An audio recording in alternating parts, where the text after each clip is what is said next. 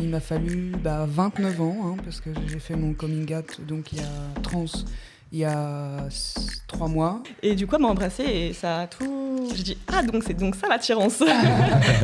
Ma vie, en fait, pendant tous ces 10 ans, ça a été un peu un mensonge à moi-même. Et je pouvais plus lui mentir à elle non plus. À la fin de la relation avec le papa de ma fille, je pouvais coucher avec lui, mais je pouvais plus l'embrasser, en fait. Quand là, aujourd'hui, embrasser, genre, je pourrais faire que ça. Ouh là là, c'est la décadence. La colère de Dieu va s'abattre sur la France.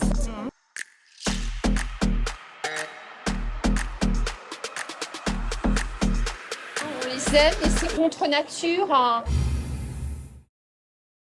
Bonjour et bienvenue dans un nouvel épisode de Contre nature. Aujourd'hui, donc, le thème, ça va être le coming out tardif, entre guillemets. On rappelle qu'il n'y a pas de coming out tardif et aussi que le coming out n'est pas obligatoire. Il n'y a pas d'âge et c'est pas obligatoire. Mais on a quand même dû trouver un titre et ça va être le titre du Alors, podcast. nous faites pas chier. Voilà, ouais. Donc, autour de cette table, on vous laisse vous présenter en donc, prénom et vos pronoms. D'accord, donc je m'appelle Léa, donc mes prénoms c'est elle, et j'ai 30 ans. Et orientation aussi. Ah oui. Ah, je suis lesbienne. Et votre âge du coup, oui. Jean-Michel, j'ai 31 ans et je suis gay, mon pronom il. Anaïs, j'ai 36 ans, pronom elle et je suis lesbienne. Moi, c'est Mada, pronom il, et je suis pan. Et t'as quel âge ? À 36 ans. Du coup, évidemment, la thématique aujourd'hui, c'est le coming out entre guillemets tardif, donc qui a pu prendre un peu plus de temps que certaines personnes, par exemple, qui font leur coming out de plus en plus tôt. Aujourd'hui, je pense qu'il y a même il y a plein d'enfants, même d'adolescents qui savent déjà Leur orientation sexuelle ou leur identité de genre. en âge très jeune. Qui a envie de se lancer, qui a envie de nous raconter un peu le cheminement qui les a fait comprendre qu'ils étaient LGBT. Allez, en fait, moi, je sais profondément qu'il y a quelque chose qui n'allait pas en moi à partir de 7-8 ans. Genre, je me disais que mon zizi allait pousser, qu'un jour, je me raserais la barbe et tout ça. Enfin, il y avait plein d'indices comme ça. Dès que j'ai commencé à avoir de la poitrine, ça a été mais vraiment... Même pas le symbole féminin en soi, mais juste ah putain, qu'est-ce que c'est que ça ? Enfin, c'est pas censé être là parce que moi je suis un petit garçon. Enfin bon, voilà. Après, il m'a fallu 29 ans parce que j'ai fait mon coming out donc il y a 3 mois, le 15 janvier 2023 exactement. Ah bah super, c'est récent, c'est hyper récent. Ouais. Et en fait, c'est grâce à une bande dessinée d'une personne queer. Je peux la citer ou pas ? Oui, bien sûr. Tamos le Thermos, qui a écrit une BD qui s'appelle Genderflou, que j'ai demandé d'ailleurs à ma mère de m'offrir pour Noël. Ok. Donc voilà, je l'ai lu et là je me suis dit bon, il faut que j'arrête d'arrêter de me refuser de voir ça quoi. Je me sentais pas légitime de me poser ce genre de questions. Je pensais que j'étais tordu, bizarre, fou, pervers, enfin tous les trucs un peu habituels. Et voilà, et puis du coup j'ai commencé mon parcours de personne trans dans la foulée quoi. Donc maintenant je suis en transition de genre. Je prends de la testostérone, tout ça. J'ai l'intention de faire une opération de la poitrine parce que c'est vraiment le truc qui me gêne depuis un moment. Et voilà, quoi, en gros. Et quand tu étais petite, tu connaissais la transidentité ? Pas du tout. Mais je sais qu'à chaque fois que je voyais... à l'époque, c'était des travestis pour moi. Donc des hommes qui se déguisaient en femmes ou inversement. Ça me fascinait. Mais vraiment, j'avais une sorte d'émotion très très forte en moi en me disant mais ces gens sont incroyables et tout ça. Et après, j'ai fait un premier coming out en tant que lesbienne à 19 ans, tout ça. Donc j'ai un peu été dans des milieux queer, plutôt lesbiens. Bon, voilà, il n'y avait pas beaucoup de personnes trans. Et c'est depuis que je me suis inscrit sur Instagram, en fait, donc il y a quelques années maintenant, mais pas longtemps, où j'ai commencé à suivre des comptes de personnes trans. Et je me disais, mais pourquoi je fais ça ? Enfin, je pensais vraiment qu'il y avait un côté voyeur chez moi, ou un côté limite pervers, en me disant, ouais, ça m'intéresse. Enfin, je sais pas, je pensais que j'étais vraiment pas nette.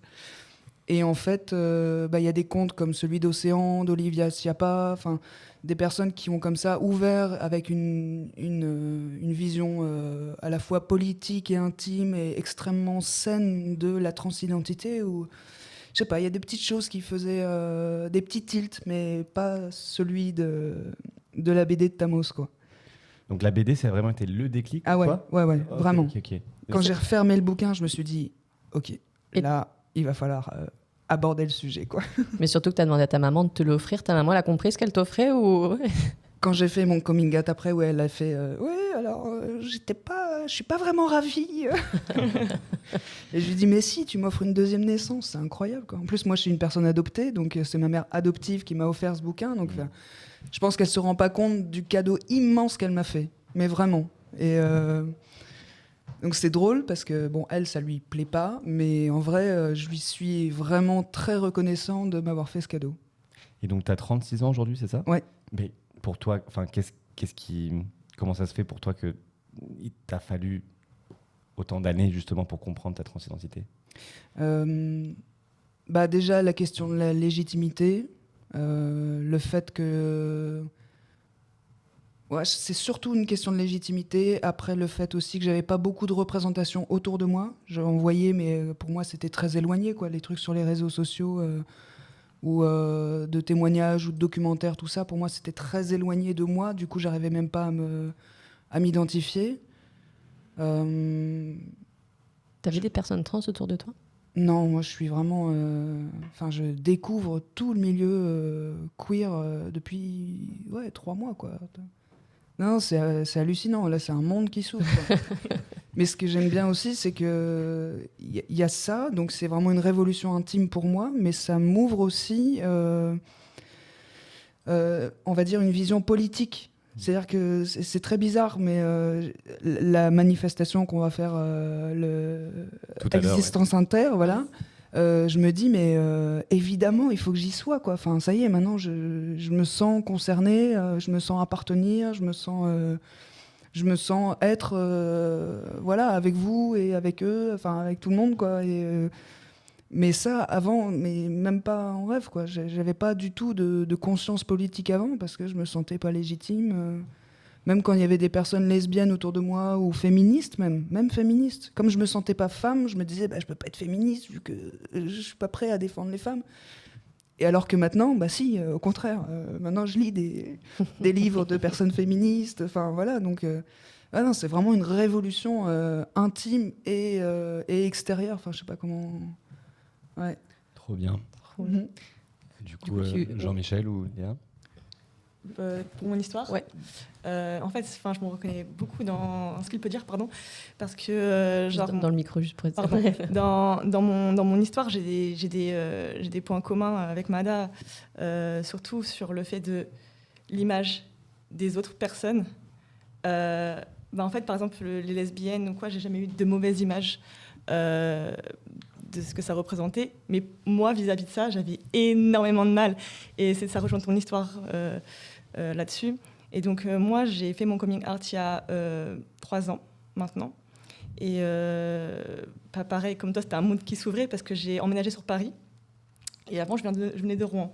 Et à Rouen, il n'y avait aucune représentation. C'est-à-dire que moi, la seule lesbienne que j'ai pu connaître de ma vie, c'était la grande cousine de mon père. Cheveux rasés, camionneuse de campagne, que tout le monde détestait. En plus, bon, désolée pour elle, mais à moitié folle quand même. Donc ça n'aidait pas, parce qu'il n'avait aucun lien avec sa sexualité. Mais moi, je l'ai connue à 7 ans. Pour moi, ça avait un lien, parce que tout le monde disait, la lesbienne là-bas. Donc pour moi, ça avait un lien. Oui, c'est pas la meilleure représentation pour toi, quoi. Clairement pas. Okay. Clairement pas. Et t'avais quel âge? Quand je l'ai rencontré? Non, quand t'avais ton coming out? Mon coming out, j'avais 27 ans. 26, okay, ouais, 26, 27. 27, ok. C'était un peu pas clair, mais voilà, ça commençait comme ça. Et du coup, quand j'ai emménagé sur Paris, j'ai plus fréquenté de personnes queer et j'ai vu qu'il y avait un autre monde et que c'était pas juste mes clichés que j'avais. Et ça a tout changé parce que surtout il y a des personnes racisées. Moi, je suis métisse et encore une fois, même si je suis très claire et white passing, en fait, je voyais jamais de femme noire être lesbienne ouvertement. En plus, il y a beaucoup ce truc c'est un truc de blanc, faut dire ce qui est. Et moi, j'étais là en mode, c'est bizarre parce que quand même, je ressens des choses qui sont pas censées être ressenties. Et puis, j'ai rencontré via les réseaux sociaux des personnes style Mariana Bengue, des choses comme ça, enfin des personnes comme ça, qui, elles, clairement cassent les codes. Et je me suis dit, mais je me reconnais grave dans cette énergie. Et le cheminement s'est fait. Et j'ai rencontré aussi une personne qui était bi. Et un soir, on buvait des coups ensemble et elle me dit, oui, je suis bi, etc. Et là, j'ai pris le courage à deux mains. J'ai dit, il faut que je dise à quelqu'un, au moins une personne, que je suis bi. Enfin, maintenant, je suis lesbienne, mais à l'époque, je me considérais comme bi parce que je datais des mecs, etc. Donc, Ok. Mais parce que tu le connaissais pas encore, tu étais un peu confuse aussi. parce et que je forçais. Ouais, tu forçais, ok. Je forçais, franchement. Je me disais princesse avec un prince. Avec le princesse, ok. Le monde était très fermé pour moi. C'était très... Et donc, du coup, elle me dit qu'elle est bi. Et moi, je lui dis, bah, franchement, je me questionne. Mais encore une fois, légitimité. Je me sentais pas légitime parce que j'ai jamais embrassé de meuf. Ni même dragué de meuf, en fait. Et ni plus. Enfin, voilà. Et elle me dit, mais en fait, il n'y a pas besoin de ça pour être légitime. Enfin, juste, tu sens attirée, voilà. Et bon, le soir même, je ne sais pas si c'était pour me tester ou quoi, elle m'a embrassée. Ah ouais, par contre, consentement, hein. Non, elle m'a demandé. ok. Elle m'a demandé. Franchement, elle a fait les choses bien parce qu'on était en soirée. Et le pire, c'est qu'il y avait des gars avec nous. Et moi, ils ne m'intéressaient pas du tout. Genre là, j'étais déjà dans un niveau où je ne voulais plus. Et elle vient vers moi, elle me dit, je peux t'embrasser ? Et je lui dis oui. Elle me dit, t'es sûre ? Je dis, bah oui. Moi, j'avoue que j'étais un peu... Living. J'étais un petit peu audacieuse. J'avais peur. Et du coup, elle m'a embrassée et ça a tout... T'as ressenti quoi quand elle t'a embrassé ? J'ai dit, ah, donc c'est donc ça l'attirance. Elle est concrète. Enfin, t'as ressenti quelque chose que t'avais pas ressenti avec les mecs ? Ah oui, clairement. Enfin, pour moi, c'était ça l'attirance, quoi, en fait. Genre, les mecs, je me forçais à les embrasser. Je me dis, bon, bah, il faut les embrasser à un moment donné. Alors que quand elle m'a embrassée, bah, juste, enfin, je sais pas, ça me faisait des papillons dans le ventre, quoi. Ce qui m'était jamais arrivé avant, en vrai. Désolée pour mes ex. Une pensée à eux, mais voilà, en fait. Et du coup, là, ça a tout changé. Bah, dès qu'elle m'a embrassée, après, je me suis dit, il faut que je date des meufs. Et Tinder est arrivé. Trop bien. Ouais, et du coup, j'ai rencontré ma copine. Voilà. Ça fait 1 an qu'on est ensemble et on vit ensemble. Du coup, c'est ta première relation C'est ma sérieuse première avec une femme. Oui. Trop bien, super. Oui, et elle l'a su longtemps après, c'était trop drôle. Ah, ok. Ouais, genre en mode random une soirée, et genre j'ai une amie qui dit, bah alors c'était quoi sa première meuf ? Et elle me regarde en mode, ça veut dire quoi ça ? Et je dis, je t'expliquerai après, t'inquiète. C'est une longue histoire. C'est une longue histoire. Est-ce que du coup, vous deux, vous reconnaissez dans ce que Léa a dit et surtout dans le fait de vous forcer avec l'autre genre, d'être en relation avec l'autre genre ? Alors moi, je pense que je me reconnais pas dans le fait de me forcer avec l'autre genre, parce que alors pour le coup, moi j'ai été en couple avec le papa de ma fille pendant 16 ans. Ok. Ah, mais 16 ans quand même, hein ? Ouais, 16 ans. 16 ans. Ouais, 16 ans. Ça, c'est un record ici. Je pense que Ah ouais, On est sur c'est 16 la ans là. moyenne. On est sur 16 ans. chapeau. Bravo. On est sur 16 ans. Alors, on s'était séparés il y a une dizaine d'années. On s'est séparés un peu moins d'1 an. Et à l'époque, j'avais une seule copine qui était lesbienne. J'avais pas du tout de représentation. Alors, pourtant, j'étais dans un milieu plutôt assez mixte, mais effectivement, pas du tout de représentation lesbienne ni gay, d'ailleurs, ou très très peu. Et c'est une pote que j'avais et qui est venue un soir à la maison, à qui j'ai fait des avances pendant cette séparation, qui m'a fait genre, mais qu'est-ce que tu fais, tu vois ? Qu'est-ce que tu lui as dit ? Je me rappelle plus exactement comment ça s'est passé, mais clairement, il s'est passé un truc ce soir-là. Clairement, elle m'a dit, mais what the fuck, T'avais quel âge ? Ben, j'avais du coup, c'était en 2011, c'était il y a 12 ans. T'as quel âge maintenant ? 26, j'avais 24, Vas-y, fais les maths. 36, j'avais 24. Okay. J'avais 24 ans. Et je crois que le fait qu'en fait, on se connaissait depuis, je sais pas, 6 ans, 7 ans. Enfin, on était copines de collège, en fait. Donc, voilà. Je crois que le fait qu'elle me mette un bâche comme ça, donc je ne saurais jamais si elle m'a mis un bâche juste parce qu'en fait, elle a été étonnée ou si je ne lui plaisais pas, ce qui est aussi complètement possible, en fait. Hein. Mmh. Mais je pense qu'en fait, j'ai ouvert une porte et je crois que la porte, elle s'est refermée aussi sec, quoi. Mmh. Mais ça ne devait pas être une bonne expérience pour toi, du coup, parce ça n'a pas été une mauvaise expérience. Okay. Juste, je me suis dit, ok, je sais pas, t'étais partie dans un truc, puis voilà. Parce qu'à ce moment, tu pensais que tu pouvais commencer à explorer ta sexualité ? Je pense que j'aurais pu explorer à ce moment-là ma sexualité si effectivement elle n'avait pas fermé la porte. Après, je me suis remis avec le papa de ma fille. Je lui ai d'ailleurs dit ça. J'en ai parlé avec lui. Donc c'est pour ça que quand je lui ai fait mon coming out, ça a été la première personne à qui j'ai fait mon coming out, en fait, il y a moins d'1 an maintenant. Le père de ta fille. Ouais. Ok. Mais comment il a réagi quand tu lui as dit d'ailleurs j'ai ressenti des choses pour mon ami ou... Quand je lui ai dit que j'avais fait des avances à cette fille-là, il n'a pas été étonné. Enfin, je sais pas, c'était un peu bizarre. Enfin, c'était... Quoi, limite, il s'y attendait ou Ben, je sais pas. En tout cas, c'était pas genre... ça n'a pas été genre la douche froide, ça n'a pas été non plus la crise de nerfs. Je pense que pour lui, c'est beaucoup plus simple, en fait, qu'aujourd'hui, je sois lesbienne que si j'étais repartie avec un mec, en fait. Ah ouais. Ah ouais. Waouh, ok. Ouais, à mon avis, c'est un peu plus facile parce que du coup, il a plus de prise, quoi. Enfin, il peut plus rien faire aujourd'hui. Enfin, bon, je vais revenir un peu en arrière quand même. Vas-y. J'essaie de me remettre dans le bon sens. Quand j'ai fait mon coming out, enfin, je lui ai dit que je voulais qu'on se sépare. Sur le moment, je lui ai pas fait mon coming out tout de suite, mais il a effectivement essayé de me dire, mais non, ça va aller, machin. Nan. Et là, du coup, je lui ai balancé cash en disant, mais écoute, je suis lesbienne, laisse tomber, en fait. Donc, ça a été un peu un choc parce que je pense qu'à ce moment-là, il a capté que du coup, c'était vraiment définitif. Et on avait eu plusieurs séparations avant, donc voilà. Là, ce truc-là a permis d'asseoir la séparation complètement, en fait. Mais à côté de ça, il m'a dit, ok, enfin, je suis pas étonnée. Mais d'ailleurs, tous les gens à qui j'en ai parlé, en fait, personne n'a été étonné. Tout le monde le savait sauf toi, en fait. C'était ouf. Enfin, c'était ouf, vraiment, il y a 95% des gens, j'ai personne qui m'a fait « Ah bon ?» Mais du coup, qu'est-ce qui t'a poussé à faire ton coming out? Ou à comprendre que tu étais lesbienne? Ouais. Parce que toi, contrairement à Mada, on dirait que tu n'étais pas du tout au courant de ta... Moi, j'étais pas du tout au courant, ouais. Waouh, ok. Ouais, moi, je me suis jamais posé de questions, en fait. Moi, petite Anaïs, bien sage, j'ai toujours tracé ma route, genre, j'ai toujours fait ce qu'il fallait faire. Okay. Je crois que ma C'est-à-dire vie, c'est ça. Ma vie, c'est... faut être bonne à l'école, on est bonne à l'école. Faut avoir son permis à 18 ans, on a son permis à 18 ans. Faut passer sa licence, son truc. Faut avoir un appart, faut avoir un chien. J'ai même un chien. C'est sûr que t'es pas hétéro, en fait. Finalement. Non, mais vraiment, c'était genre... voilà, j'ai tracé ce que...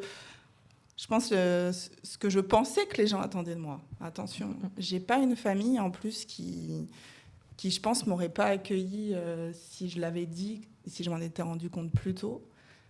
Mais juste dans ma tête, il n'y avait pas de questions à se poser, en fait. Je me suis pas posé de questions. Oui, Parce que pendant très longtemps, je me suis jamais posé de questions. Bah, à moins que quand tu avais fait la tentative, quand tu as essayé de draguer... Je sais pas ce qui s'est passé ce jour-là. Je me suis pas posé la question, en fait. Ça s'est fait comme ça. C'est un peu ce que disait Léa tout à l'heure. Il y a tout d'un coup l'attirance, quand tout d'un coup, elle est vraiment là. Et puis, pour le coup, j'étais face à quelqu'un qui potentiellement avec lequel c'était possible. Donc, en plus, je pense que ça a permis aussi de juste essayer de s'engouffrer dans la brèche. Et tu connaissais des lesbiennes autour de toi? Non, à part elle, personne. Je pense que ça aussi... Alors, je pense qu'il y en avait. Je pense qu'en fait, j'ai vu personne. Moi, je suis persuadée aujourd'hui qu'en fait, j'ai vraiment vu personne. J'étais vraiment dans un milieu hyper hétéronormé, mais aussi... un milieu très mixte, en fait. Okay, ouais. Très mixte, aussi bien socialement que je pense sexuellement, que tout ça. Mais en fait, je ne le voyais pas. Je pense que vraiment, moi, j'ai une sorte d'œillère qui s'est mis. Et c'est quoi le déclic, du coup, pour toi? Alors moi, le déclic, je pense, aujourd'hui, c'est l'arrivée de ma fille.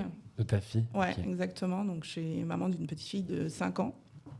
Et en fait, je me reconnais du coup dans ce que tu disais tout à l'heure sur l'aspect un peu politique. Je pense qu'en devenant maman, je me suis mis à me poser des questions. Okay. Qu'est-ce que je veux pour ma fille, en fait? Comment je veux qu'elle grandisse? Qu'est-ce que je veux qu'elle soit? Et en fait, je veux juste qu'elle soit elle. Et je pense que c'est vraiment ça qui m'a amenée à voilà, moi, je lui ai toujours parlé des différents types de familles. Il y a même eu une époque dans sa vie où elle disait qu'elle était un garçon.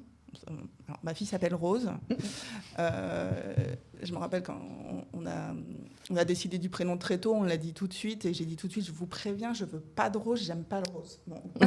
Et tu t'appelleras Rose. Donc j'adore ce prénom, elle s'appellera Rose, mais s'il vous plaît, m'offrez pas de rose pour elle, j'en veux pas, quoi. Bon, elle est en rose et en licorne toute la journée maintenant. Mais pour le coup, c'est son choix et c'est elle qui choisit. Enfin, moi, elle a toujours choisi comment elle s'habillait depuis qu'elle est toute petite. Elle a toujours même être venue avec moi choisir ses vêtements dans les magasins. Enfin, j'ai toujours laissé être hyper libre. Et je pense que c'est la liberté que j'ai voulu donner à ma fille qui, du coup, m'a permis d'aller chercher la mienne, très C'est clairement. beau. Ouais, mais Ouais. ça, c'est ouf. Mais je trouve vos deux histoires, elles se rejoignent dans le sens où pour être disponible pour les autres, vous avez dû être disponible pour vous. Enfin, je trouve dans les deux histoires, ça ressort d'abord être là pour vous, pour être là pour les autres. Ouais. Ça, Mais, je trouve. ouais. Mais c'est vrai que moi, par contre, c'est le fait de la voir, elle. Enfin, moi, là, vous me voyez, je suis hyper souriante et tout. Je pense que vous m'auriez vu il y a un an, j'étais comme ça, quoi. Enfin, plus introverti J'étais- ou plus. Enfin, je souriais pas quasiment. Le Ok. sourire, je savais pas ce que c'était. Enfin, cette notion. Moi, j'ai beaucoup, du coup, avec ma fille, beaucoup tout ce qui est émotionnel, tout ça, être capable qu'elle soit capable de détecter elle ce qu'elle ressent. Bah, pour ça, il a fallu que moi j'apprenne à détecter ce que moi je ressentais et surtout que j'aille connecter à des choses que je n'avais jamais connectées dans ma vie. Et c'est ça qui m'a fait aussi me poser beaucoup la question, en me disant mais pourquoi tu t'es jamais heureuse en fait. Enfin, j'étais jamais heureuse. Et c'est En fait, t'es renaissance avec Ouais. ton enfant. Quoi. Renaissance avec alors pas renaissance avec mon enfant. Attention, elle m'a fait me poser les Ok. questions. Par contre, renaissance quand tout d'un coup j'ai mis le doigt sur le fait que j'étais lesbienne et qu'en fait relationner avec des hommes c'était pas ok, mais relationner avec des femmes, ouais. Ok. Wow. Et toi, du coup, Michel? Moi, en fait, j'ai fait mon coming out à 26 ans, quasiment 27 ans. T'as quel âge aujourd'hui? J'ai 31 ans, 31 ans. donc ça fait quasiment 5 ans. Ok. Mais en fait, je l'ai fait parce que j'en ai vraiment ressenti un besoin, mais qui était... je m'en suis rendu malade, en fait. J'en étais malade de ne pas accepter moi-même déjà qui j'étais. Donc je sais que je suis attiré par les garçons depuis, je pense, que j'ai 15-16 ans. 15-16 ans, Ouais. ok. Donc pas quand t'étais jeune, enfin jeune, plus jeune, quand t'étais enfant, adolescent, tout ça, non? En tout cas, ça m'a pas marqué. Ok.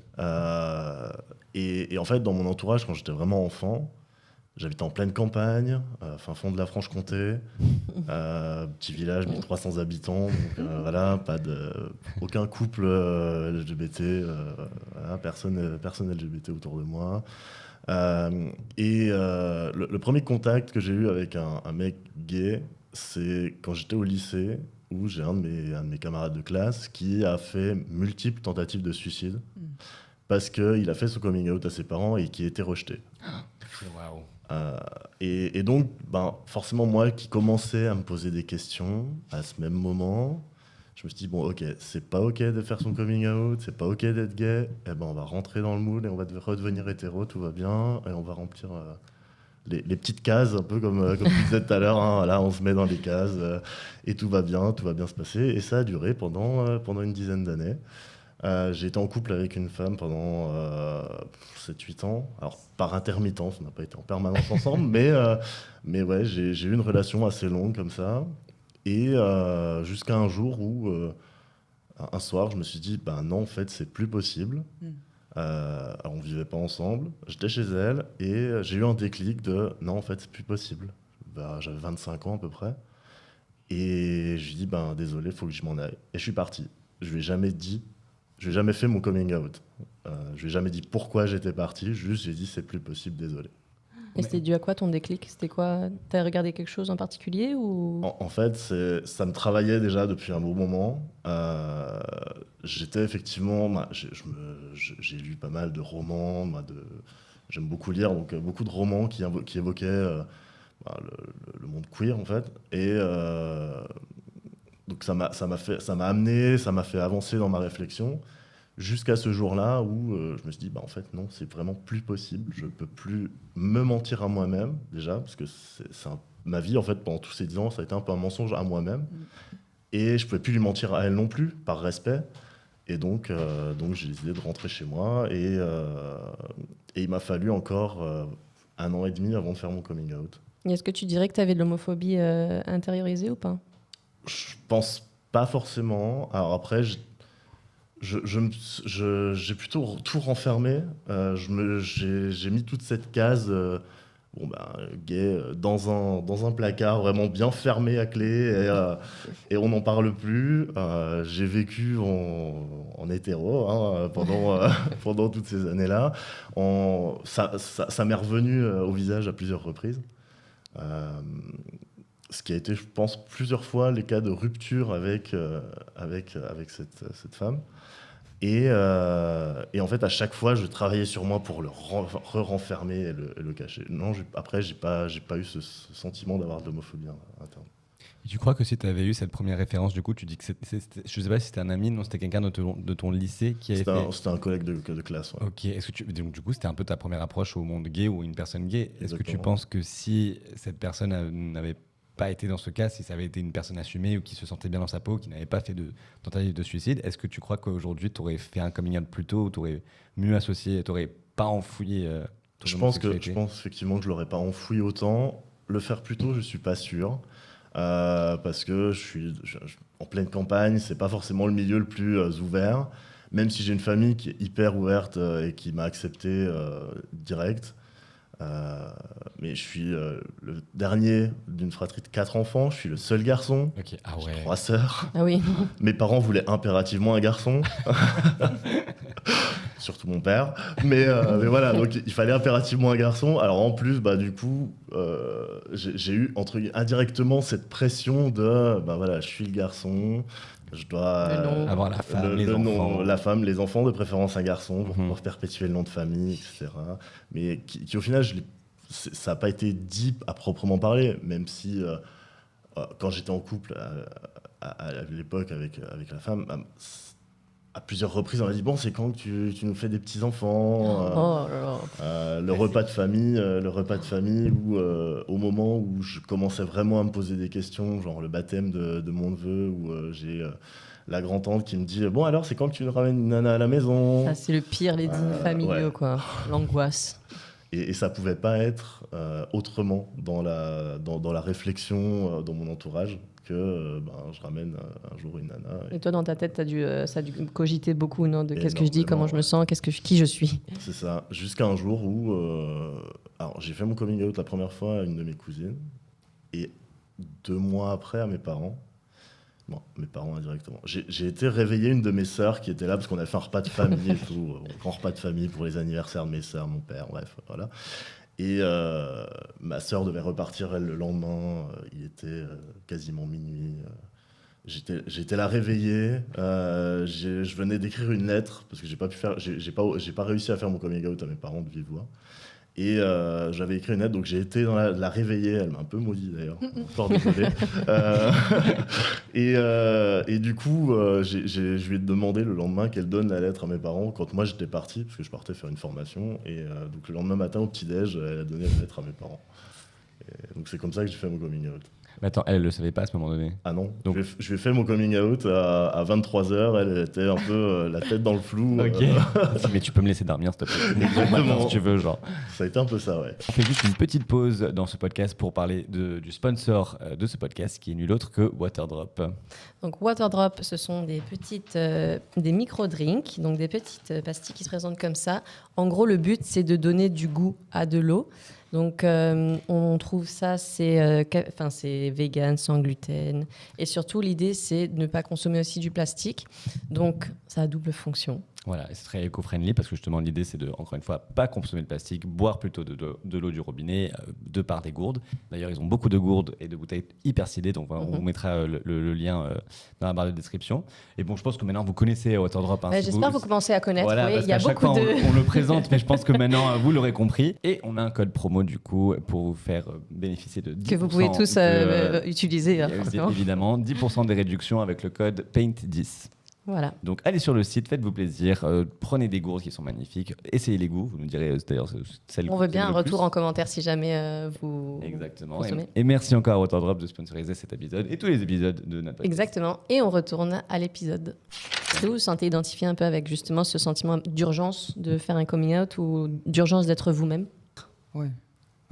Moi, quand j'ai refermé ce bouquin-là, c'était urgent, quoi. Genre, ça fait 29 ans que je le sais. Bon, 36 ans, c'est pas anodin. Enfin, je dis pas que je me sens vieux, mais c'est bon, quoi. La vie, il est temps de vivre comme je me sens bien, quoi. Mais c'est drôle parce que je m'identifie à vraiment tous vos témoignages, dans le sens où... moi, pareil, c'est pas parce que... Comment dire moi, je sais que toute ma vie sentimentale, avec des hommes ou des femmes, J'ai toujours ressenti un malaise. Genre la première nana avec qui j'étais, on a été 6 ans ensemble, donc c'est pas anodin non plus, on s'est paxé, tout ça. Et je sais que j'avais beaucoup de mal à ce qu'elle s'approche de moi, qu'elle me touche et tout ça, quoi. Mais j'ai jamais conscientisé que c'était par rapport à ça. Après, quand j'étais avec des mecs, je me suis dit, putain, mais en fait, je ressemble pas du tout à un mec. Et du coup, je me suis dit, je vais essayer d'explorer ma féminité. Et là, c'était l'horreur, parce que j'avais vraiment l'impression d'être un clown, quoi. Enfin, tu sais, les mauvais, les pathétiques travestis, enfin, un truc vraiment triste, quoi. Et je me sentais vraiment comme ça. Et du coup, là, je me dis, mais en fait, non, ça y est. Enfin, donc, il y a 3 mois, là, je me suis dit, putain, mais... oui, donc maintenant c'est ça. Allô le monde. En fait, c'est parce que, j'ai été mal parce que ouais, malheureusement j'ai fait aussi beaucoup de tentatives de suicide, mais j'ai jamais fait le lien. Mais maintenant, je commence à comprendre peut-être quoi, toutes les dépressions que j'ai faites et tout. Enfin, waouh, je suis partie loin quoi. Et toutes les consommations de produits, de substances aussi pour essayer de surtout pas ressentir ce que je pouvais ressentir quoi. Mais du coup, ouais, là, maintenant, bah voilà, je consomme plus, je me sens très bien comme ça, je me sens enfin alignée avec qui je suis. Et du coup, oui, c'est cette urgence, quoi. Et alors, ce qui est bizarre, c'est que moi, j'ai pas fait mon coming out, enfin, j'ai pas été voir ma mère en disant, bon, voilà, machin. Moi, je l'ai fait sur les réseaux, quoi. Genre, tout le monde sur le même pied d'égalité, ceux qui me suivent, ceux qui me suivent pas. Et tes parents et tout ça, ta famille te suit sur les réseaux Ma mère me suit, il y a que ma mère qui me suit sur Insta. Et étrangement, pendant 15 jours, un mois, elle m'a jamais recontacté, ou alors quand on s'est contacté, elle m'a surtout pas parlé de ça. Et bon, j'aime bien ma mère, hein, mais c'est un peu compliqué. Et surtout, bon, quand il y a des choses importantes à aborder, elle aime bien mettre sous le tapis, quoi. Et du coup, quand elle est venue à Paris, là, il y a peu de temps, enfin en février, je lui ai dit, bah dis non, t'as pas réagi par rapport à mon post sur mon compte. Et là, bah, elle m'a fait un discours. Bon, je vais être un peu dur, un peu transphobe, dans le sens, oui, alors est-ce que tu ne serais pas influencé par des mauvaises fréquentations, tout ça, le lobby LGBT, et puis tout ça, c'est pas très naturel, et puis tu sais, moi, je me suis jamais sentie très féminine. Ok, mais en fait, je m'en fous de tout ça. Enfin, c'est pas ton avis que je demande, c'est juste t'informer, te tenir informé. Enfin, je veux dire, j'ai 36 ans, je fais ce que je veux de mon corps, j'ai plus besoin d'un aval, quoi, ou d'une bénédiction, quoi. Mais après, ce qui est touchant aussi, c'est que bon, elle me dit tout ça, et en même temps, elle me dit, mais bon, je te donne mon avis, mais ce n'est pas un rejet de ma part. Donc là, je suis un peu le cul entre deux chaises, parce que bah, du coup, je sais pas trop quoi. Parce que je sais que dans son fort intérieur, elle est absolument contre, si on pouvait être pour ou contre. Enfin bref, elle est contre.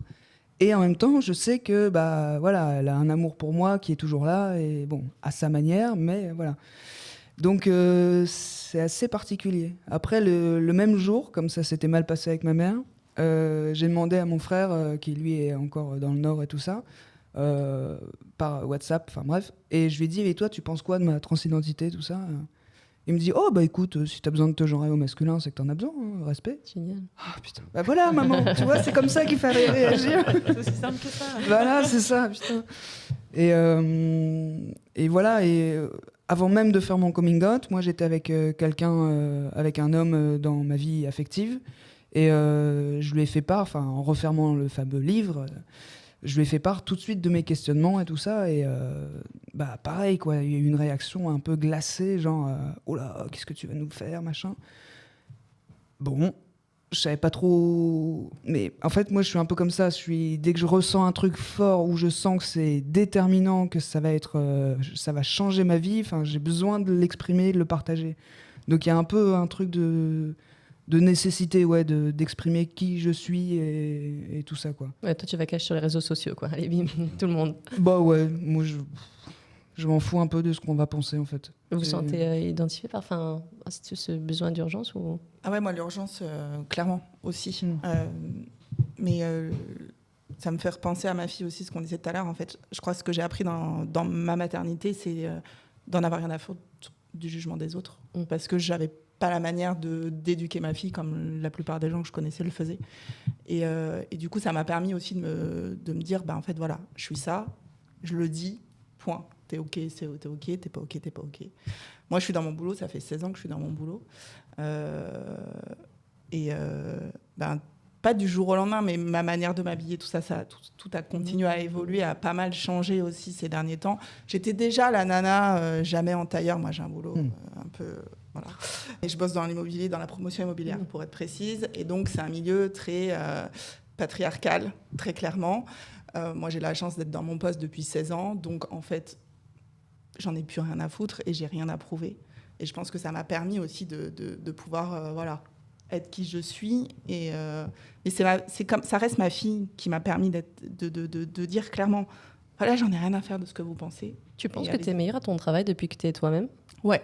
Alors ça, mais 1000 fois. Ah ouais ? Ah ouais, vraiment. L'année qui vient de passer, je pense que j'ai été à 2 doigts de quitter mon boulot, moi, il y a 2 ans, parce que je pense que j'allais pas bien du tout. Et que, un peu le premier truc, c'est un peu le boulot, quoi. C'est facile, machin. J'ai la chance de pas être partie. Et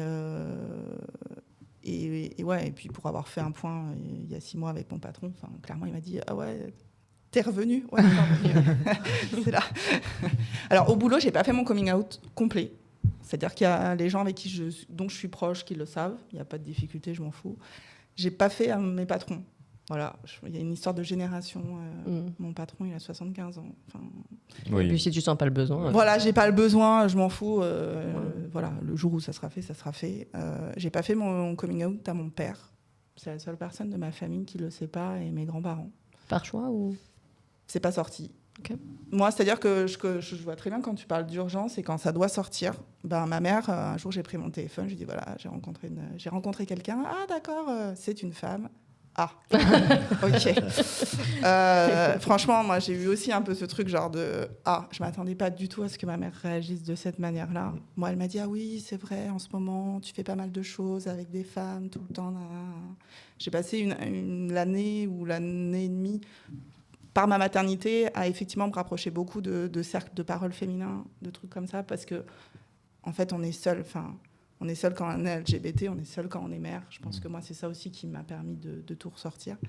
Et donc, elle a commencé à me dire, oui, c'est vrai que tu fais beaucoup de trucs avec des femmes, machin. Je dis, alors, stop, en fait. Je t'explique. Le milieu dans lequel, là, je viens d'être, plus hétéronormé, il n'y a pas. Je suis la seule lesbienne de ces espaces-là. Il n'y a personne d'autre. Enfin, vraiment, pour le coup, c'est pas dans ces espaces-là où je me suis dit, tiens, peut-être que je pourrais être lesbienne. Pas du tout. Mais elle m'a dit un peu comme toi... oui, parce que quand on n'est pas très bien, peut-être qu'on peut être influencé. Je suis montée, moi, dans ces cas-là, je monte un peu. Mais c'est redescendu. Bon. C'est redescendu. Mais c'est vrai que je n'ai pas fait mon coming out. C'est incroyable, à chaque fois que tu dis que c'est ton enfant qui t'a fait réaliser, parce que justement, moi, j'aurais pensé l'inverse, que justement, le fait que tu es un enfant, que tu te dises que tu vas rester dans ce schéma Fallait hétéro. Qu'elle soit libre. Fallait qu'elle soit libre. Je crois que c'était le truc. Il fallait que je sois libre, en fait. Okay. Je ne l'étais pas. Et je crois que c'est vraiment ce truc, quoi. Ouais, c'est un vrai truc de liberté. C'est un vrai truc de liberté. Vous êtes senti libre aussi le fait d'avoir fait votre coming out, il y a un avant-après ? Ouais, clairement. Moi, je me retrouve un peu dans les deux histoires. Sauf que, comme Mada, mes versions vraie vie, j'ai pas fait sur le réseau, j'ai fait dans la vraie vie.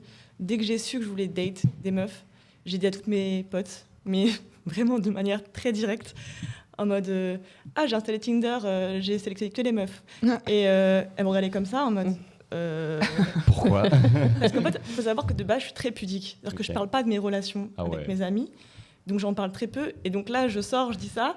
Ils me disent on savait pas, Léa. Ou alors, il y en a, ils me disaient mais c'était évident. Ah ouais. Ouais, mes amis de fac, elles m'ont dit mais il y a que toi qui savais pas en fait. On t'explique là, nous on était au courant depuis, on te laissait pas ton chemin. Et pour ma famille, ça a dû se faire parce que moi, à Paris, je vivais en coloc avec mon frère. D'ailleurs que je considère comme un jumeau, c'est pas mon jumeau du tout, mais on se ressemble de fou. Et, on dirait trop qu'on est jumeaux. Et du coup, j'ai rencontré ma copine et c'était un soir, elle est restée dormir et elle est restée tout le week-end. Et en fait, je sais pas comment il a fait, mon frère, il savait que c'était pas une amie. Et je voyais comment il se comportait, il savait qu'il y avait quelque chose. Et puis après, ma mère, elle m'en parlait, elle me disait mais ton frère, il me parle beaucoup d'une copine, etc. Je lui dis que c'était une amie, il me dit que tu dates cette personne. Et moi, j'étais là, à un moment donné, il faut que moi, je contrôle ce qui va être dit et pas dit sur ce qui se passe ou pas. Donc, j'ai profité des vacances de Noël, courses de Noël, fin d'année, Ma mère a pris un petit vin chaud. Je me suis dit, bon, Allez, c'est maintenant. C'est le moment. c'est le moment. Elle est détendue, c'est bon. Et donc je lui dis écoute, maman, cette fameuse personne, c'est pas une amie, c'est ma copine, genre copine. Et elle a fait ce fameux ah. Ah, ok. Et, gros blanc, grosse gênance. Et puis moi je lui dis bah si tu veux m'en parler, enfin je suis ouverte. J'étais pas du tout ouverte. On parle pas, quoi. J'étais gênée. Mais bon, je voulais faire ce qui était à l'aise. Et elle me dit non, bah c'est bon, je sais ce que ça fait entre deux filles, voilà. Et bon, bah ok, on est parti aussi sec, c'était super froid. Mais je sentais qu'elle avait accepté, mais que ça lui faisait quand même mal, quoi. En plus, moi, je suis la seule fille. Pour le coup, je fais un peu l'inverse. La dernière, la seule fille. Donc, je pense qu'ils espéraient un peu le gendre. Enfin, je sais pas, mais ils avaient trop d'espoir en moi. Et ma mère, elle est partie rejoindre mon père le soir. Et elle a rien dit à mon père. Elle m'a dit surtout, tu le dis pas à ton père. Et moi, j'étais sûre que mon père, il allait accepter. Parce qu'en fait, à l'époque du mariage pour tous, etc., mon père, il était super engagé pour les droits des LGBT, etc., alors que vraiment, il n'a pas vraiment de lien avec ce milieu. Donc, je savais qu'il allait accepter. Mais ma mère, elle avait trop peur. Du coup, je lui ai rien dit pendant des mois. Mais ma copine et moi, on a emménagé ensemble. Donc, mon père visite l'appartement. Oui, c'est grillé un peu quand même, là. C'est grillé. C'est grillé. Et mon père visite l'appartement avec ma mère. Et donc, je lui dis, c'est notre chambre, c'est la chambre d'amis et tout. Et mon père, il réagit pas. Je dis, bon, peut-être qu'il n'a pas compris. Et en fait, mon frère et moi, on a emménagé dans nos appartements respectifs en même temps. Ce qui fait que je présente à ma famille mon appartement. Et puis ensuite, on va chez mon frère. Et je sais très bien que si on va chez mon frère, on part direct à Rouen. Parce que c'était plus près, en fait. Ça faisait... moi, j'habite dans le 93. Mon frère habite dans le 78, si je ne dis pas de bêtises. Et c'est plus près pour aller à Rouen. Et le lendemain, j'avais un repas de famille. Et donc, mon père, mes parents, ils disent, bon, on va chez ton frère. Toi et ta copine, vous venez, on va visiter son appartement. On part. Et je dis à ma copine, c'est sûr que demain, tu es au dîner de famille avec tout le monde. On repart pas et tout. Prépare-toi. Elle me dit, mais non, je te jure, c'est sûr. On va chez mon frère, on visite mon appartement et pas manquer, direct, on part sur Rouen. Le lendemain, anniversaire de la grand-mère, avec toute la famille de la campagne. Ah ouais, direct. Sympa. Donc déjà, on est les seuls métis de la famille. Donc déjà, on est catalogués. Parce qu'ils sont un peu spéciaux quand même. Et en plus, je viens avec ma copine, ils sont absolument pas au courant, j'ai jamais présenté personne. Ma grand-mère, que je sais, elle a 94 ans, donc voilà, c'est notre génération. Et j'arrive au repas de famille, je dis, écoute, moi, je vais juste dire, voilà, c'est ma copine, quoi. Et donc j'arrive, je dis, voilà, c'est ma copine. Et tout le monde regarde, ils disent, ok, ils font la bise et tout. Et ils ont absolument rien dit, mais j'ai vu que... Il y avait des petits regards, là. Ça a bloqué. Et en fait, mon père est toujours pas au courant. Enfin, genre, il a toujours pas réalisé que c'était ma copine. C'est le soir. Il dit à ma mère, mais en fait, Léa, elle est lesbienne. Il dit ça à ta mère. À ma mère, ouais. Okay. Et ma mère, elle dit, comment? Elle a vraiment pas compris à ce moment-là. Et mon père, il répète, elle dit, bah, elle aime les femmes. Et elle dit, j'ai pas compris ce que tu m'as dit. Et pour de vrai, c'est une vraie histoire. Genre, vraiment, elle a pas compris ce qu'il lui a dit. Et mon père dit, bon, laisse tomber. Et le lendemain, je me lève. Je vois mon père qui fait la tête. Il fait la tête. Et ma mère, elle vient me voir discrètement. Elle dit, ton père, il fait la tête parce que tu lui as pas dit clairement que tu étais lesbienne. Ah, t'es pas content. Ouais. Et je lui ai jamais dit clairement, en vrai. Mais il est passé au-dessus de ça, quoi. Mais en fait, mon père, il m'a fait la tête parce qu'il voulait clairement que je lui dise. Et ça l'a vexé que je n'ose pas lui dire. Comme s'il n'y avait pas assez de confiance. Ouais, confiance en lui et que j'avais peur que... Et au final, de toute ma famille, je trouve que mes frères et lui, c'est celui qui a le mieux réagi. Alors que souvent, on dit oui, quand un parent, un père, par rapport à sa fille, généralement, c'est le cliché, celui qui réagit le plus mal. Et au final, moi, pas du tout. Même mes frères... ils sont super safe avec moi, ils m'ont jamais jugée, ils adorent ma copine, ils sont très, très proches d'elle, même des fois, ils se confient à elle, je suis là en mode, je suis censée ta sœur quand même. Et ça t'a fait du bien de présenter ta copine, t'étais fière? Tu te sentais à l'aise, enfin, au bon endroit avec la bonne personne? Oui, je rejoins vraiment les collègues là sur ça, c'est que franchement, je me sens enfin moi, et même dans des conversations avec mes amis, je suis beaucoup moins pudique qu'avant, je vais plus oser parler, je vais plus oser être moi-même, je vais plus oser... m'affirmer, etc. Alors qu'avant, j'étais vachement en retrait, surtout sur les questions de relations. Je donnais jamais de conseils, alors que maintenant, on me demande des conseils. J'ai plein d'amis je me sens très bizarre parce que j'ai plein d'amis qui se questionnent en ce moment. Et du coup, ils viennent me demander conseils à moi et je suis en mode, pour une fois, c'est moi qui donne des conseils. Bon, je suis pas très douée en conseils. Voilà, quoi. Et toi, Jean-Michel, comment tu t'es senti? Est-ce qu'il y a eu un avant-après? Alors oui, il y a eu un avant-après. Alors au niveau de ma famille, il n'y a pas eu vraiment de différence. En fait, j'ai fait mon coming out le lendemain, quand je suis rentré chez mes parents le soir, après qu'ils aient eu la lettre, même pas un sujet. Bon, ok, on n'en a jamais reparlé. Dans ma famille, ça n'a absolument pas été un sujet. Par contre, c'est dans le travail où ça a été un problème.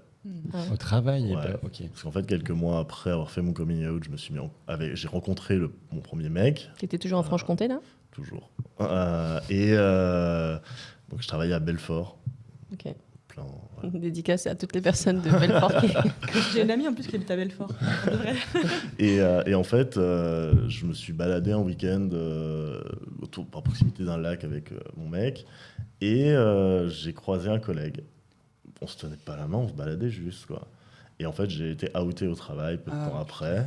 Par ce collègue-là. Par ce collègue-là. Bah, j'ai su que ça venait de lui, parce que c'est le seul que j'ai croisé. Et voilà, et j'ai été outé au travail. Donc ça, c'est pas hyper bien. Moi, je l'ai mal vécu, surtout. Ça, c'est bien. Ça n'a pas eu de changement sur ma vie professionnelle, mais je l'ai mal vécu, clairement. Et après, quelques temps après, j'ai changé de poste, toujours dans la même entreprise, mais je suis venu en Ile-de-France. Et là, par contre, c'était plus un sujet. Et par exemple... Mais j'allais dire, au travail, justement, il s'est passé quelque chose? Enfin, t'as eu des remarques par des collègues ou des... Alors, en fait, c'est surtout... j'ai une collègue qui est venue me voir en me disant j'ai entendu dire par quelqu'un que... Oui, bon, après, elle le savait, parce que c'était une amie en plus, donc voilà. Mais non, il n'y a pas eu d'impact sur moi par rapport à ça. Mais par contre, il y a eu des remarques dans mon dos, ça c'est une évidence. Okay, ouais. Et c'est jamais très agréable. Et puis en plus, j'ai un poste assez central dans l'entreprise. Je suis responsable sécurité, donc forcément, à mes yeux, on va embêter un peu tout le monde pour qu'ils respectent les règles et tout. Donc forcément, en plus, si on peut me baver un peu dessus...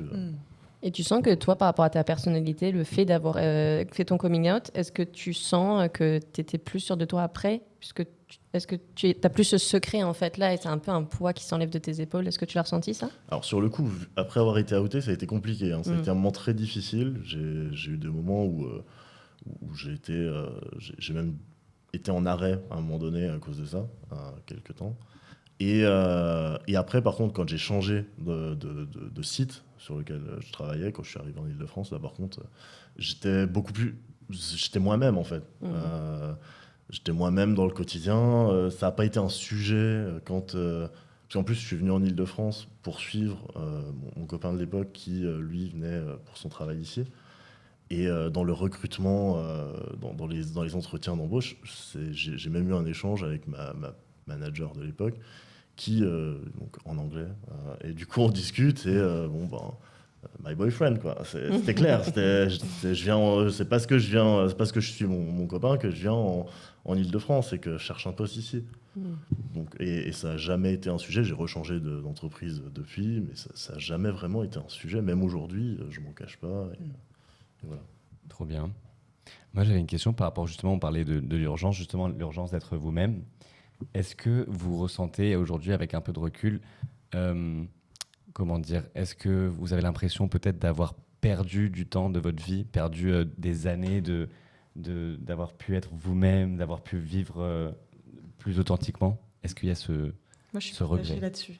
En fait, des fois, quand je vois la nouvelle génération, par exemple, je vois comment c'est un peu différent de la mienne. Je vois, ils sont plus à l'aise. Et franchement, des fois, je les envie, je me dis, ouais, j'aurais bien aimé vivre à 15 ans, 16 ans, cette liberté-là. Ouais. Mais après, est-ce que j'aurais été la personne que je suis actuellement? Sans ça, je ne sais pas, en fait. Et je me dis, au final, c'est mon parcours. Et quand je vois des copines, comme je disais tout à l'heure, qui se posent des questions, et elles ont mon âge, en fait, chacun fait son parcours, chacun fait son chemin de vie, et on passe par là pour une raison. Donc, faut pas trop regretter. Mais après, c'est vrai que bon, la jeunesse, les boîtes de nuit, les choses comme ça. Les amourettes. Les tout ça, amourettes. quoi, ouais. Parce que c'est moins léger quand on a 25 plus, on va dire. Même si on peut continuer à être léger, mais je veux dire, c'est pas pareil. Pas la même relation. Donc ça, j'avoue, j'aurais bien aimé le vivre quand même. Ok. Donc t'as pas cette sensation, cette idée de pas que j'ai raté ma vie, loin de là, mais genre je suis passé à côté de tellement de choses. Je me dis plutôt, je suis passée à côté tellement longtemps de moi. C'est plus ça en fait. Bien dit, ouais. Genre c'est plus ça, c'est plus de moi-même. J'aurais préféré être moi-même dès le départ. Ok. Tellement. je suis totalement de ton avis. Moi, ce qui me fait flipper, en fait, c'est que j'ai déjà 36 ans. Et en même temps, quand je dis ça, moi, je fréquente des gens qui ont généralement un peu plus de mon âge. Ils me disent, bon, ça va, t'as 36 ans, je suis là. Mais en vrai, ouais, c'est exactement ça, quoi. Je pense que sans le parcours et toute la vie que j'ai eue avant, bah, j'aurais jamais pu avoir cette renaissance. Donc, non, et puis, moi, j'aime pas trop les regrets, tout ça. Bon. Pendant longtemps, je m'étais dit, vas-y, s'il fallait recommencer, je commencerai en 6e et tout. Puis, c'est bon, quoi. Non, j'en suis plus là, quoi. Je me dis au contraire, tout ce que j'ai vécu m'a vraiment renforcé, m'a fait une bonne carapace. Maintenant, c'est bon, je suis prêt, quoi. Et entamer un parcours trans, il n'y a pas de conséquences que ce soit à un certain âge plutôt qu'à un autre ou... J'ai pas eu du tout d'avis médical là-dessus. Mon psy a été assez surpris, il m'a dit, on m'aurait tout fait. Mais sinon, non, j'ai pas de... Non, il n'y a pas de contre-indication. C'est juste... C'est pas rien, mais c'est des hormones, hein. C'est pas non plus un traitement médicamenteux avec des effets secondaires chimiques. Pour le coup, moi, je trouve ça bizarrement assez naturel, en fait. Donc, non, pas d'effets secondaires. Et Anaïs, toi, j'imagine que ça se Pas de trouve... regret. Mais surtout que t'as une vie maintenant, donc t'as intérêt à dire pas t'as pas de regret, mais ça se trouve, si tu t'étais assumée très jeune, t'aurais pas eu d'enfant. En tout cas, j'aurais pas eu cette fille-là, Ouais. ça c'est sûr. Et je suis hyper fière d'avoir cette fille-là, en plus. Vraiment, voilà. Donc ouais, non, vraiment pas de regret. C'est le parcours que je devais faire, c'est OK. Et effectivement, il y a le côté un peu sorti, machin. Bon, du coup, j'ai essayé désespérément de sortir. Bon, maman, tout ça. J'ai fait un peu. Et puis, c'est marrant, j'ai eu vraiment cette notion d'urgence. Autant sur le coming out, ça a été le cas. Et c'était aussi le cas sur rentrer dans le milieu LGBT, sortir. J'ai daté des filles tout de suite, hyper vite. Le papa de ma fille était encore à la maison. Ok, compliqué. Il le savait. C'était clair. Il n'y avait pas de... Voilà. Mais donc, j'ai eu cette urgence d'être comme ça dans l'urgence. Et puis, ça a duré. Puis là, je sens que je suis redescendue un peu. Je suis revenue un peu plus à ma place. C'est un peu plus... Et du coup, c'est vachement plus doux aussi, quoi. Et est-ce que tu sens que tu as une autre façon d'approcher le dating avec une femme par rapport à quand c'était avec un homme ? Alors, 16 ans de relation, en fait, j'ai pas Comment daté dire, des mecs, du coup, puisque je me suis mis en couple à 20 ans, sortie à 36. Donc, en fait, j'ai pas fait de date avec des mecs. Oui, parce que tu vois, parfois, on se dit que 36 ans, pour commencer à dater des femmes, parfois, tu te dis c'est peut-être plus compliqué ou... Non, franchement, ça a été simple. Tinder, c'est facile. C'est pas facile. C'est facile dans le sens où... tu rencontres facilement des gens. Après, ça match pas. Moi, je suis assez... franchement, déjà, en trois mots sur l'appli, tu sais si tu vas aller rencontrer ou pas la personne. Et une fois que tu rencontres une fois que tu fais la rencontre, moi, c'est pareil. En une demi-heure, allez, j'allais dire en une demi-minute. J'ai pas abusé. Ouais. En une demi-heure, je sais si ça va continuer ou pas derrière. Après, c'est parce que... Pardon. Je trouve ça plus simple pour des meufs, je veux dire, dans la relation, que des mecs. En fait, je parle vraiment de la relation dans le sens où c'est moins codifié. En fait, tu veux dire entre femmes, tu veux dire entre femmes, c'est moins codifié. C'est ma vision des choses. Je trouve qu'il y a moins cet impératif de jeu. De jeu de il n'y a pas de jeu. Ouais. En fait, je trouve que c'est plus simple. Après, il y a d'autres complications plus tard, mais en tout cas, dans les premières approches, il y a moins de remarques qu'il peut y avoir dans une relation hétéro. Surtout sur l'âge, par exemple. Le rapport à l'âge entre femmes n'est pas la même chose que homme-femme, intéressant, je trouve. Et entre hommes, tu trouves, toi, Jean-Michel ?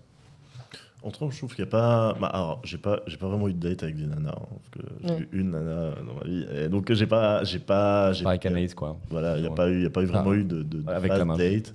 Et en fait, même avec les mecs, au départ, j'ai très vite rencontré mon premier mec après avoir fait mon coming out. Donc, j'ai vraiment commencé à dater des mecs il y a un an. Après mes 3 ans de relation avec mon ex, et où, voilà, maintenant, je vais aller dater, je vais aller rencontrer d'autres mecs, et voilà. Mais après, je suis un peu dans le même principe qu'Anaïs, où c'est assez vite, on sent si ça va le faire ou pas, quoi. Ok. Vous avez de la chance de dater, parce que moi, je me sens complètement... j'aime bien dire cette expression-là, baby trans, quoi. C'est-à-dire que je suis tellement nouveau dans le game, je sais pas du tout ce que je veux, je sais même pas ce que je ressens, ce que je désire dans la relation, on va dire, vraiment physique. Je suis complètement paumé par rapport à ça, quoi. Et tu penses que c'est un frein pour toi, du coup, de te lancer dans des dates Alors moi déjà, je suis un peu old school, c'est-à-dire que moi j'aime bien rencontrer vraiment les gens comme ça. Donc j'ai dû faire 1 ou 2 fois des applis, mais vraiment ça m'a pas emballé. Moi swiper, ça me déprime, mais un peu. On n'est pas des objets, quoi. Enfin, voilà. Et après, ouais, non, j'ai eu la chance quand même de rencontrer une personne, on va dire trans-friendly. Bon, c'était un mec cisgenre, mais qui était pan aussi. Donc du coup, ça m'a permis de me sentir à l'aise un peu. Bon, malheureusement, ça s'est trop vite terminé. Donc du coup, je me suis dit, bon, en même temps, vu que je sais pas encore ce que je ressens, vu que mon corps change, ce n'est pas sale, comme on disait. Voilà, tout change. Et comme je disais tout à l'heure, j'ai jamais eu non plus de relation intime avec sans consommer de produits, quoi. Donc je sais même pas ce qui se passe en vrai quand je suis sobre de toute substance, quoi. Donc Ça sera une nouvelle première fois. tout à apprendre, quoi. J'ai tout à apprendre, à déconstruire et tout, c'est ouf. Mais je suis content, en fait, de vivre ça à 36 ans, en fait. Au moins, tu te connais déjà, enfin, tu t'es découvert et c'est déjà une très belle victoire. Et c'est Ouais, déjà ça. Après, ouais. le reste va venir sans doute. Oui, avec c'est le ce que temps. je me dis, ouais, Mais ouais. déjà, c'est incroyable et c'est magnifique de savoir que tu te connais, quoi. Ouais. Moi, j'avais une petite question en pensant, parce qu'à un certain âge, en fait, non seulement vous faites un coming out par rapport à votre identité de genre, orientation sexuelle, mais du coup, ça implique aussi une remise peut-être en question pas de question, mais de toute votre vie avant ce coming out, et donc tout votre entourage à qui vous devez annoncer, parler. Est-ce que ça change quelque chose, ça ? Est-ce que ça vous fait peur, justement, de devoir faire ce coming out à autant de gens ? Vous voyez ce que je veux dire ? Quand on est jeune, peut-être qu'on connaît moins de gens dans le travail, dans les amitiés, de tout ça, donc peut-être que ça fait moins peur. Mais à un certain âge, est-ce que ça vous a fait peur ou pas ? Bah, pas trop, en fait. Il y avait juste la première femme avec qui j'ai été là, pendant 6 ans, où quand j'ai annoncé donc, sur les réseaux sociaux que j'étais un homme trans, je me suis demandé, mais après tout, comment est-ce qu'elle va réagir ? Et en fait, elle m'a envoyé un message genre un mois après en disant « Bon, je te suis de loin, mais je suis de tout cœur avec toi. » Et j'étais là « Waouh, trop bien, c'est trop cool. » Et en fait, non, les gens autour de moi, soit ils étaient étonnés, mais pas trop, comme tu disais. Et mon meilleur pote, qui est en plus d'une génération vraiment encore plus âgée que la mienne, pour lui, c'était une évidence, quoi. Mais il fait, évidemment, genre, c'est limite s'il allait pas dire, comme toi, tu disais tout à l'heure, il y a que toi qui le sais pas, quoi. Il me disait, mais c'était évident, quoi. Il me dit, ça me paraît tellement logique. Enfin, voilà, donc... non, après, non, les personnes qui comptent vraiment, il y en a pas énormément non plus. Donc, tous ceux qui sont autour de moi sont encore extrêmement bienveillants, même des ex et tout ça.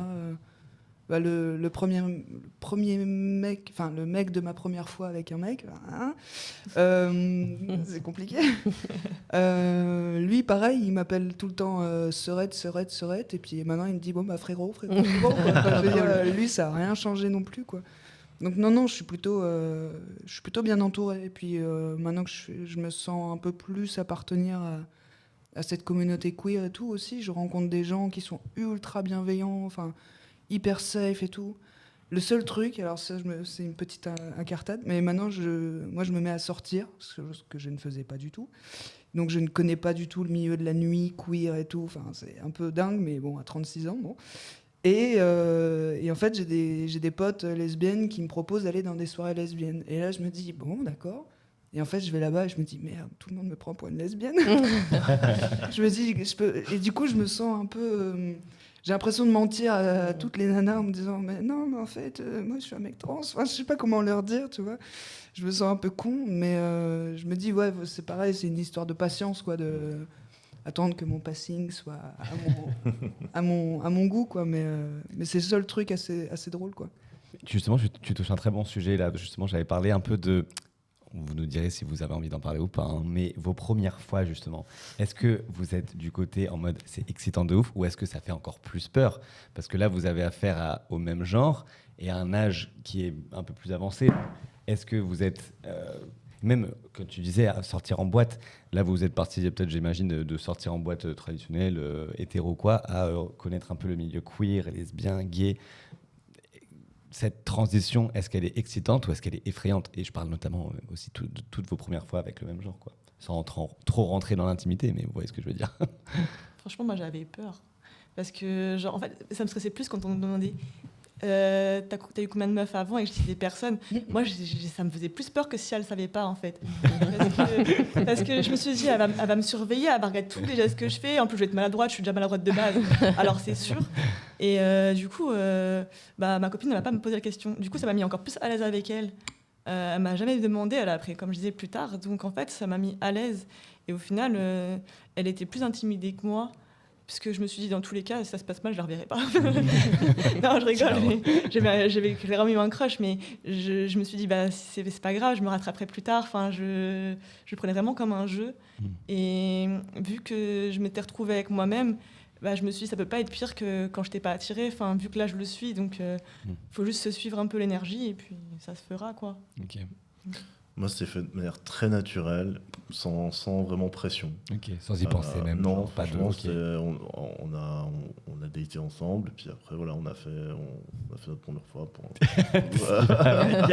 Naturel, rien de sans pression, voilà. Quoi, sans de. Non, vraiment aucune pression. Okay. Et après, pour juste la partie sortir, je t'avouerais qu'en Franche-Comté, je sortais pas. Les Les boîtes hétéros, déjà des boîtes là-bas, faut en trouver. Et puis après, même quand j'ai fait mon coming out et que j'étais encore là-bas, il n'y avait pas vraiment de milieu queer. Okay. La plus proche, le lieu le plus proche queer, c'était Strasbourg, limite, quoi, pour qu'il y ait vraiment de la vie queer. Et Strasbourg, c'était déjà à 2h30 de route, quoi. Donc, mais après, j'ai vraiment découvert ici, en fait, en arrivant à Paris, le milieu queer, où du coup, je sors. Je me suis engagé dans des associations aussi, dont une en particulier qui travaille sur un domaine qui me tient à cœur. Et ensuite, voilà, c'est comme ça en fait que j'ai découvert vraiment le milieu queer. Ok. Moi, j'ai une question à lui poser du coup. Vas-y. En fait, est-ce que lorsqu'on est gay, lorsqu'on a des soirées hétéros, est-ce qu'il y a comment tu ressens la chose? Que en tant que femme, en fait, femme lesbienne, on se fait alpaguer par des mecs, on n'a pas forcément envie. Et je me dis, vu que souvent dans les codes sociétaux, c'est souvent les mecs qui vont draguer les meufs, est-ce que toi tu t'es fait draguer souvent en boîte, ça te gênait? Comment tu le vivais du coup quand tu... Ça m'intrigue vraiment, je suis désolée de la question. me faire draguer par des mecs, c'est ça? Est-ce que dans les boîtes hétéros... je sortais pas en boîte hétéro. Ouais, tu sortais pas du coup. Aujourd'hui, ça m'arrive, mais après, j'avouerais que je me suis jamais vraiment fait draguer par une nana. Ok. C'est vrai que des fois un peu relou, oui. C'est vrai que ce serait intéressant maintenant que tu es homme gay, enfin tu as toujours été homme gay, mais je veux dire maintenant que tu es gay, de voir la différence aussi dans la place sociale, tu n'as plus les privilèges de l'homme hétéro, blanc, cis, tu vois. Je sais plus. En gros, la question c'est est-ce que... Les premières fois, est-ce que c'était excitant pour toi ou effrayant parce que du coup c'est... Ouais, alors j'ai pas eu peur moi la première fois du tout. Ça s'est fait hyper naturellement, c'était avec quelqu'un que je connaissais bien. Une petite histoire quand même, ça n'a pas été un date et on a couché ensemble derrière. Donc je pense que moi j'avais besoin un peu effectivement d'un truc un peu posé et que ça ne soit pas trop sexualisé, on va dire. Par contre, c'est l'après où genre j'ai dit what, mais c'est ça en fait. Ce truc, tu vois, mais en fait c'était tellement facile. Ma sexualité hétéro, elle n'était pas simple du tout en fait. Elle était forcée. Elle n'était pas Je sais pas si elle a été forcée, je sais pas, je pense qu'il y avait plein de choses qui ont fait que le fait d'être lesbienne, sans le savoir forcément, ça crée des discordes, des traumas aussi qui ont créé des discordes aussi au milieu de tout ça, et qui fait que à un moment donné, c'était pas fluide quoi. Quand ma sexualité avec des femmes, elle est fluide. Alors fluide, plus ou moins, ok, on reste 2 personnes et des fois c'est pas genre voilà, mais ça reste facile pour moi, c'est-à-dire que j'ai pas. Tu parlais tout à l'heure, tu sais, d'être touchée. Moi, être touchée, c'était assez compliqué. Aujourd'hui, j'ai plus de difficulté à être touchée, j'ai plus de difficulté à toucher quelqu'un. Et toi, tu as parlé tout à l'heure aussi au tout début d'embrasser.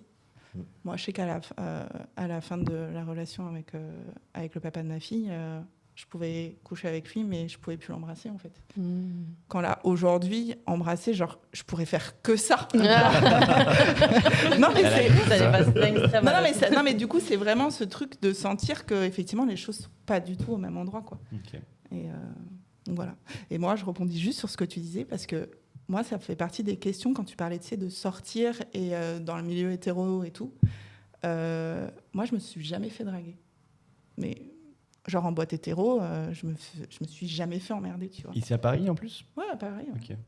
Et je sortais, quand j'étais plus jeune, je sortais et tout. Et dernièrement, je me suis demandé si en fait, c'était pas parce qu'en fait, les mecs, ils sentaient pas qu'il y avait pas le truc, tu vois. Ouais. Je me suis posé la question. Hein. J'ai osé me poser cette question et pas juste me dire, je suis super moche. Ah, bon, ok. Hein.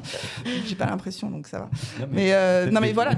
L'énergie que je dégageais, je pense, était peut-être au final pas celle, en tout cas, que les mecs attendaient pour venir me draguer. C'est marrant ce que tu dis parce que récemment, je me suis fait la réflexion. En fait, moi, on me draguait beaucoup en boîte hétéro.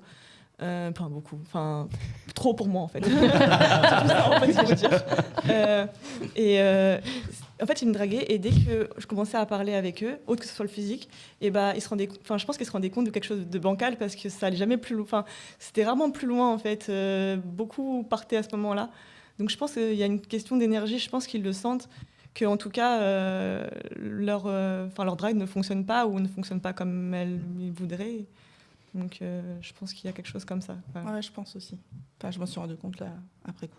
Je pense aux gens qui nous écoutent ou qui nous regardent et qui voudraient faire leur coming out, mais qui sont par exemple dans des endroits en France où il n'y a pas trop d'endroits pour sortir, où il n'y a pas forcément de gens sur les applications de rencontres. Ça peut être aussi compliqué à vivre parce que tu te dis, mais à quel moment je vais pouvoir rencontrer, parce que c'est la première étape, c'est rencontrer les gens et pour pouvoir avoir des expériences. Et donc, je pense à ces personnes-là et qu'est-ce qu'on pourrait leur conseiller ? Et surtout, ce qu'il faut préciser aussi, des personnes qui, justement, ont peut-être 20, 25, 30, 35, 40 ans, enfin, qui pensent avoir dépassé l'âge de pouvoir faire leur coming out et qui se disent, est-ce que je peux encore le faire ? Qu'est-ce que vous aimeriez leur dire ? Voyager. Enfin, franchement, ça coûte cher. Je sais que pas tout le monde a le budget, etc. Mais moi, je sais qu'en quittant Rouen, je savais que je quittais Rouen, pas seulement pour quitter Rouen. Genre, j'avais besoin de ce départ pour affirmer. Et c'était le cas. Genre, 6 mois après, je faisais mon coming out, quoi. Mais je pense qu'il faut voyager, il ne faut pas hésiter à bouger.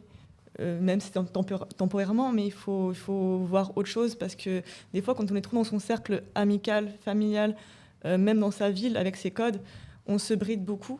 Et que des fois, à l'extérieur, on va plus oser, parce qu'il n'y aura pas le regard, parce que personne ne nous connaît, on n'aura pas de jugement, on va plus oser expérimenter. Et au final, une fois qu'on expérimente et qu'on aime ce qu'on est à ce moment-là, c'est plus facile après, on se sent plus légitime après pour dire à ses proches petit à petit. Voilà. Après, Internet, c'est quand même génial pour ça, c'est qu'on peut faire des recherches plus ou moins, essayer d'agrandir la zone géographique autour de soi pour se demander s'il y a des groupes queer, des thés dansants entre mecs gays, entre personnes trans, entre lesbiennes, je sais pas, mais essayer d'être un peu curieux. Moi, je pense que si j'ai un regret, c'est peut-être de ne pas avoir été assez curieux, justement, de ne pas oser creuser plus là où je sentais qu'il y avait un truc et oh non, j'ose pas. Et comme tu dis, allons-y, quoi. On n'a qu'une vie, quoi. Non, mais vraiment, je trouve que ça, c'est indispensable de pouvoir, à un moment, si on sent quelque chose vous parliez tout à l'heure de la question d'urgence. Il y a un moment, c'est pas que c'est urgent, mais le désir, le besoin d'être soi, je pense qu'il est plus que nécessaire, quoi. Il est indispensable et Du coup, être curieux, essayer d'ouvrir, comme tu disais, géographiquement le plus possible, grâce à Internet notamment. Ouais. Les associations, je pense. Ouais, Tu parlais aussi. d'associations, Clairement, je pense que clairement ça aide si on n'a pas envie de dater sur les applis. On peut se poser des questions et aller voir les assos. Et puis franchement, en ce moment, je trouve qu'il y a... Alors, je dis en ce moment, mais peut-être que ça fait très longtemps. Te dire. Tu vas me dire. En tout cas, je trouve qu'il y a énormément de... Comment dire, de... Merde. Énormément de merde, oui, ça y est, il peut y en avoir. Pas du tout. Putain, ça m'énerve. J'ai perdu mon mot. Énormément D'organisations. de manifestations. Pas dans le terme manif, mais de manifestations. Enfin, il y avait le week-end, il y a 2 week-ends à la Cité Fertile, un week-end lesbien. J'y suis allée d'ailleurs. Moi aussi. Le week-end prochain, à la Cité Fertile, encore, il y a la Family Pride là-bas. Enfin, je trouve que si on a envie de rencontrer des gens de ce milieu-là et du coup pouvoir potentiellement préférer son coming out, c'est des lieux qui sont géniaux parce que au moins, tout d'un coup, on se sent chez nous. Et légitime. Et légitime. Moi, j'ai vraiment ressenti ce côté, je suis chez moi. Je l'ai ressenti. C'est ça qui m'a fait m'asseoir complètement dans ma décision. Enfin, pas dans ma décision, c'est pas du tout le bon terme, mais dans ce que je ressentais. C'est quand j'ai fait... je suis allée faire... le truc de cinéma lesbien, je ne sais plus si c'était au mois de septembre ou au mois d'octobre. Donc je suis arrivée dans un espace où il n'y avait que des femmes, vraiment, que des lesbiennes, vraiment. Et là, genre, je suis revenue de cette soirée, j'ai fait wow, tellement bien, tu vois. Donc, voilà. Et l'autre moment qui a été hyper marquant pour moi là, dans mon coming out, ça a été le concert d'Aloïs Sauvage au mois d'octobre à la Cigale. Aloïs Sauvage, je ne connaissais pas du tout. Je me suis mis à la connaître au mois de septembre et pas du tout parce qu'elle était lesbienne. Il m'a fallu plusieurs semaines d'écouter son album en boucle, vraiment, pour me dire, mais en fait, elle est lesbienne. Il y a un truc là, j'ai pas compris. T'as pas compris dès la première chanson. J'ai pas compris dès la première chanson. Tu vois, son premier album était beaucoup moins clair que le deuxième, et elle a sorti le deuxième juste avant La Cigale. Et en plus, je l'ai rencontrée, je l'ai découverte par une maman sur les réseaux sociaux qui disait qu'elle emmenait sa fille de 6 ou 7 ans au concert. Okay. Et quand j'ai vu des extraits de son concert, ça m'a donné envie d'aller voir parce que ses concerts sont quand même assez particuliers. Et bref, je suis allée à ce concert-là, toute seule, parce que pour le coup, je n'avais pas forcément d'amis ni rien. J'ai essayé d'embarquer des copines. Écoute, et tout, c'est trop bien. Tout le monde m'a dit, ouais, bon, merde, j'étais toute seule dans mon délire. Et du coup, j'y suis allée. Je suis sortie de ce concert. Je ne sais pas ce qui s'est passé. J'y suis allée pendant 1h30 après. Je suis rentrée chez moi. Et à l'époque, du coup, le papa de ma fille était toujours là. Et au début, il s'était mis à écouter Aloïs Sauvage. Après ce concert, il a arrêté d'écouter Aloïs Sauvage. Je crois qu'il a compris. Enfin, je pense que ça a fini d'asseoir le truc. Mais vraiment, enfin voilà, toutes ces soirées, tous ces trucs, oser faire les choses seul aussi. Non, je crois que vraiment, la vraie truc, c'est oser faire les choses. Et de toute façon, tu seras contente. Enfin, c'est ça. Ça fait peur, mais au-delà de la peur, il y a beaucoup d'opportunités, des choses très belles. Exactement. Ouais, c'est ça. Moi, j'allais dire justement un dernier petit mot pour les personnes qui n'ont pas encore fait leur coming out et qui ont peur de par leur âge, qui se disent je suis trop vieux, trop vieille pour le faire. Un petit mot juste. Vous vous sentirez jamais aimé si vous n'êtes pas aimé pour ce que vous êtes. En vrai, je pense que c'est ça le truc. Si vous avez des proches, etc., au pire, s'ils ne vous acceptent pas comme vous êtes, ils partiront, ça fait mal. Je voulais demander à tous ceux qui sont là, est-ce que votre entourage amical il a changé? Ça m'a fait penser à ça. De ouf. Enfin, les bienveillants, ceux qui étaient là, qui m'aimaient bien, sont restés, mais je me fais aussi des nouveaux amis dans la communauté. Et ça me fait un bien fou. Ok. Ouais. Moi, juste mon cercle familial, il a changé en devenant maman, en fait. Donc là, il a déjà changé à ce moment-là. Et après, effectivement, ceux qui étaient là, ils sont là. Et ceux qui étaient safe sont toujours là, bien entendu. Et puis après, on rencontre des nouvelles personnes. Moi, je me suis fait beaucoup de nouveaux amis dans l'associatif, justement. L'asso LGBT à laquelle je participe. C'était vraiment... je rencontrais beaucoup de gens par là. Et donc, un dernier conseil pour les personnes qui nous regardent et qui ont peur peut-être de faire leur coming out ou d'être eux-mêmes? Moi, je crois que le meilleur conseil, c'est qu'il faut vivre, en fait. Et pour vivre, il faut savoir qui on est. Enfin, clairement. Ouais, si on veut pas être en mode survie tout le temps, quoi, en essayant de Enfin, vos 2 témoignages m'ont touché parce que être longtemps en couple dans un truc où vous savez plus ou moins ou pas, mais il y a un truc qui cloche, machin. Enfin, il y a un moment, c'est tellement insupportable, quoi. Enfin, donc ouais, oser vivre et puis survivre, quoi. Et puis de toute façon, quel que soit l'âge, il y aura toujours des gens autour pour vous accueillir. Enfin, en vrai, on est beaucoup moins seul que ce qu'on pense. Et ça m'a fait du bien aussi de le découvrir. Ouais.